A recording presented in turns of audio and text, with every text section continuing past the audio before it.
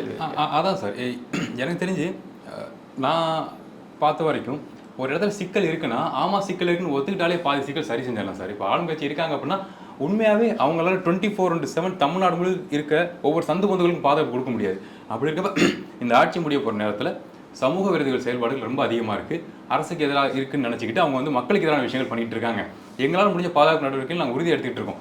அதையும் தாண்டி மக்கள் கொஞ்சம் கவனமாக இருக்கணும் அப்படிங்கிற விஷயத்த அரசு சொல்லிட்டாலே சிக்கல் இருக்குங்கிற விஷயத்த ஆமாம் சிக்கல் இருக்குது எங்களையும் தாண்டி சில விஷயங்கள் நடந்துகிட்டு இருக்கு அப்படிங்கிற விஷயத்த மக்கள்கிட்ட ஏற்றுக்கிட்டாலே மக்கள் புரிஞ்சுக்கிட்டு அவங்களுக்கு ஆதரவு கொடுப்பாங்க, கொஞ்சம் அவேராகவும் இருப்பாங்க.